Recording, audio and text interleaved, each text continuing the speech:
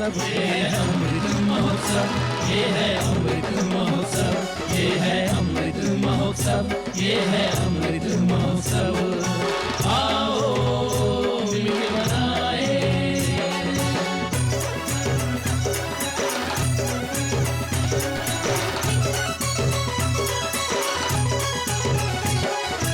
आजादी की ऊर्जा का है अमृत, नए नए विचारों का है अमृत, नए नए संकल्पों का है अमृत, आत्मनिर्भरता का ये अमृत। ये है अमृत महोत्सव, ये है अमृत महोत्सव, ये है अमृत महोत्सव, ये है अमृत महोत्सव। आओ मिलके मनाए।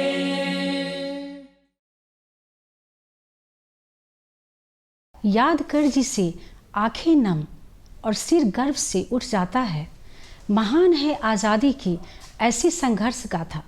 नमस्कार दर्शकों, मैं शशि आज के विशेष कार्यक्रम आज़ादी के अमृत महोत्सव में आपका बहुत बहुत स्वागत करती हूँ। किसी भी राष्ट्र का उज्जवल भविष्य उसके अतीत के अनुभवों से शिक्षा लेकर आगे निरंतर विकास की तरफ बढ़ते रहना ही है और अपनी संस्कृति और विरासत को सहेजते हुए विकास की गति की ओर गतिमान रहना ही उस देश का भविष्य कहलाता है। आज़ादी के 75 वर्ष पूरे होने पर भारत आज़ादी का अमृत महोत्सव मना रहा है। बीते 75 वर्षों में भारत ने हर क्षेत्र में विकास किए, बिना किसी के सहारा के बैलगाड़ी से लेकर चंद्रयान 2 तक का सफ़र तय किया। नई नई उपलब्धियां, आविष्कारों और तकनीकी विकास कर विश्व में अपनी एक अलग पहचान बनाई। आज हम चर्चा करने जा रहे हैं देश की संकल्प शक्ति और आत्मनिर्भरता के बारे में। इस विषय पर जानकारी देने के लिए आज हमारे साथ मौजूद है बहुत ही खास मेहमान चंद्रभूषण मिश्र जी। ये एक शिक्षाविद हैं और दैनिक जागरण में वरिष्ठ पत्रकार के पद पर कार्यरत हैं।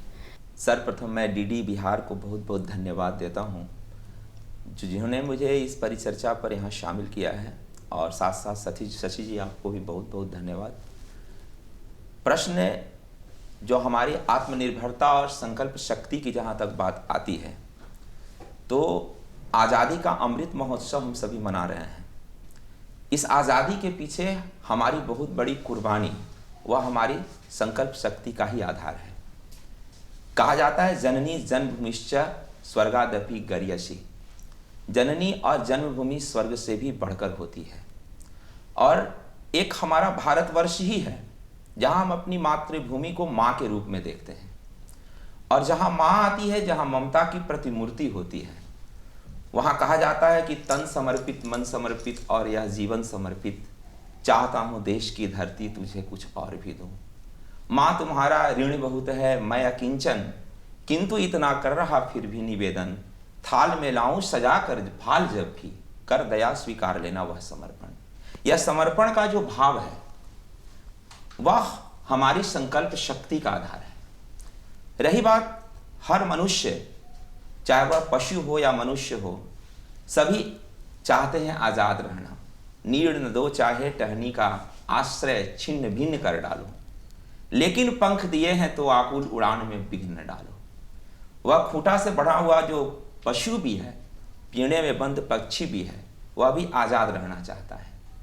आज हम इस आज़ादी के अमृत महोत्सव को मना रहे हैं। आज़ादी के 75 वर्ष बीत चुके हैं। हमने बहुत कुछ देखा है। इतिहास साक्षी है कि 200 वर्षों की गुलामी के बाद जो हमें आज़ादी मिली है, इसमें वह हमारी संकल्प शक्ति ही रही। देश के युवाओं ने अपनी बड़ी कुर्बानी दी है। और उस समय जब हमारा देश आज़ाद हुआ था, हालात ऐसी थी कि जिस समय देश का बंटवारा भी हो चुका था। हमने बहुत प्रयास किया दिनकर के शब्दों में कि माँ का आंचल फटा जा रहा इन 2 टुकड़ों को सीना है, देखे कौन खून दे रहा देता कौन पसीना है। लेकिन देश का तो बंटवारा हुआ, और बंटवारे के साथ हमारे यहाँ घोर गरीबी थी, बेरोजगारी थी, महामारी थी, दंगा था, फसाद था, उन विकट परिस्थितियों में हमने देश को संभाला। देश के प्रधानमंत्री, उस समय के तत्कालीन प्रधानमंत्री ने इस देश को संभालने के लिए अपना श्रम किया।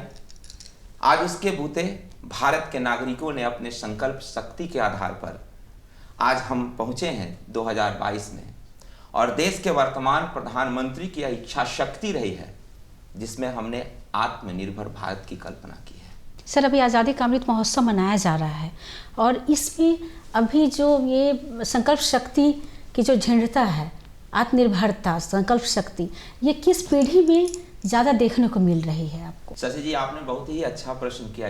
यह सबसे बड़ी बात क्या है कि यह संकल्प शक्ति और आत्मनिर्भरता की जहाँ बात आती है तो पीढ़ी में हम युवा पीढ़ी को हम मानते हैं कि देश की तरक्की, देश का विकास अगर संभव है तो युवाओं से ही संभव है, और हमारा युवा वर्ग की संकल्प शक्ति और उसकी आत्मनिर्भरता के कारण ही आज हमारा देश इतना तरक्की किया है, चाहे वह कोई भी दौर हो।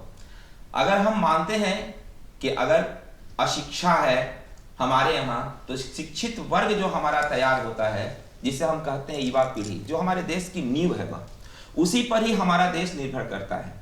चाहे टेक्नोलॉजी का दौर हो, चाहे वह रक्षा का हो, चाहे हमारी शिक्षा हो, हमारा स्वास्थ्य हो, इन तमाम हमारे देश की जो बुनियादी जो जरूरतें हैं, उसके लिए अगर देश में सबसे ज्यादा काम करने वाले होते हैं तो युवा होते हैं, और युवा को ही हम संकल्प शक्ति और आत्मनिर्भरता के बल पर देश की तरक्की को आधार मानते हैं।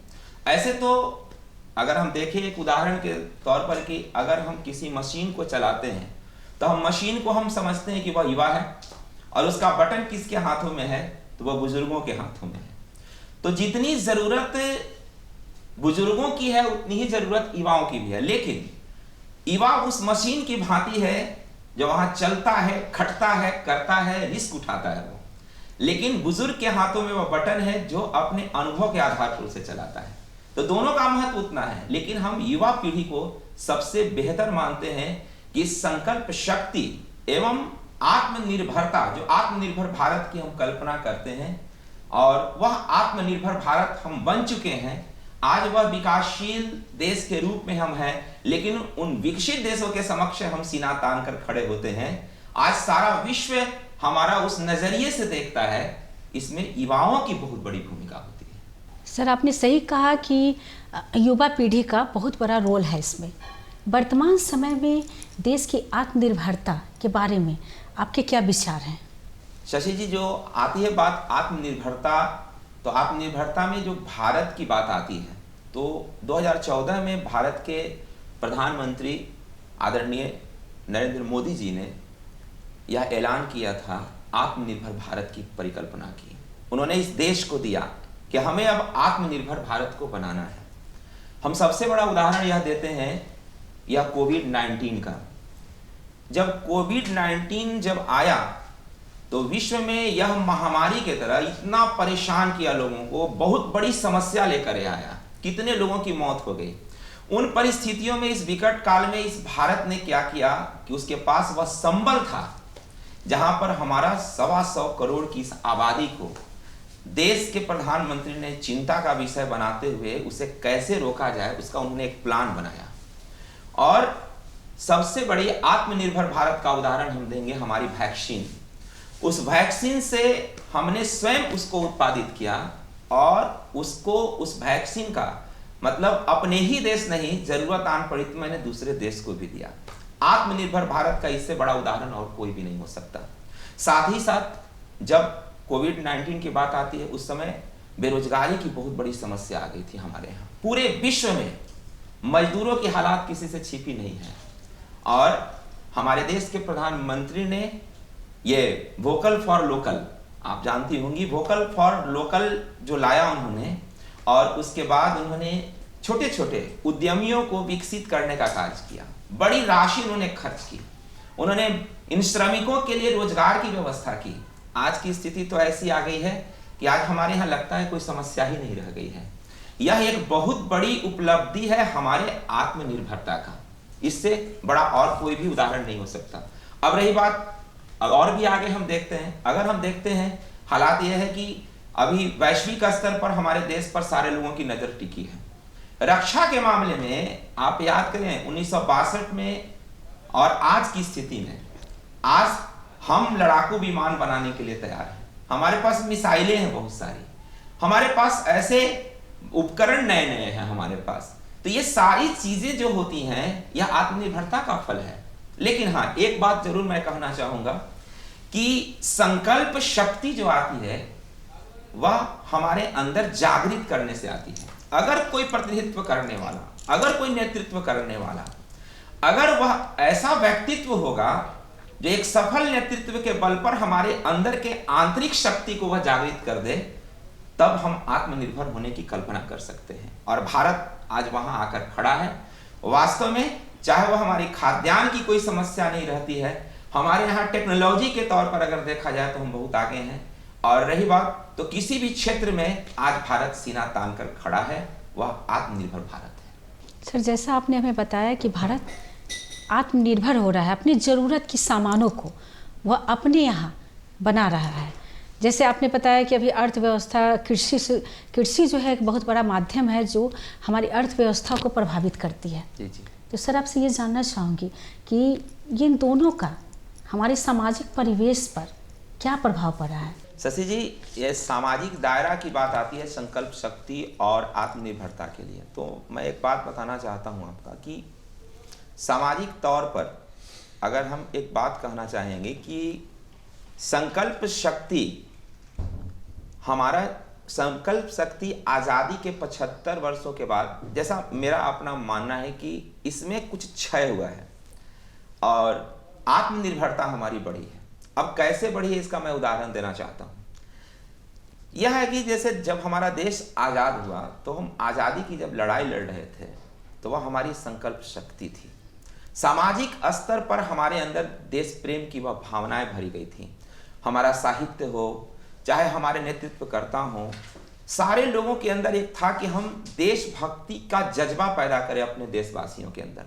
उसकी पीड़ा उनके सामने आई कि जैसे आप जितने हमारे भारतवासी थे, उन भारतवासियों के अंदर जो देश प्रेम की भावनाएं अगर प्रबल हुई तो उसका सामाजिक आधार होता। आज देखें आप, कोई नहीं चाहता है अपने घर में अपने बच्चों को कि वह एक वीर भगत सिंह पैदा करे, कोई यह नहीं चाहता है कि वह एक अच्छा सा वह चंद्रशेखर आज़ाद पैदा कर दे, वीर सुभाष पैदा करे, लेकिन वह जरूर अपने बच्चे को बचपन से यह शिक्षा देता है कि बेटा तुझे इंजीनियर बनना है, तुम्हें डॉक्टर बनना है, तुम्हें कलेक्टर बनना है।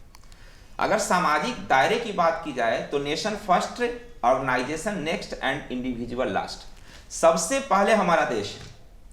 और यह संकल्प शक्ति हमारे अंदर वह सामाजिक दौर पर था एक समय में, और वह संकल्प शक्ति हमारे अंदर क्षय अगर होता है तो हमारे कोर्सेज में, हमारी शिक्षा में कहीं ना कहीं हम कट रहे हैं उससे, जिससे हम टेक्नोलॉजी के तौर पे आत्मनिर्भर बन रहे हैं, एक बहुत बड़ा डॉक्टर बन रहे हैं, एक बहुत बड़ा इंजीनियर बन रहे हैं, लेकिन वह भावना कहाँ चली गई कि जिन हाथों से मैंने ब्रिटेन के लिए सामान बनाया था उन अंग्रेजों के जमाने में, दिल को मसल मसल मेहंदी रचता आया हूं यह देखो, एक एक अंगुल परिचालन में नासक टांडव को पेखो, विश्व मूर्ति हट जाओ यह विनाश सहे न सहेगा, टुकड़े टुकड़े हो जाओगे नाश मात्र अवशेष रहेगा। यह सामाजिक दायरा थी, हमारे अंदर वह भावनाएं भरी थी, वह देशभक्ति की वह भावनाएं थी।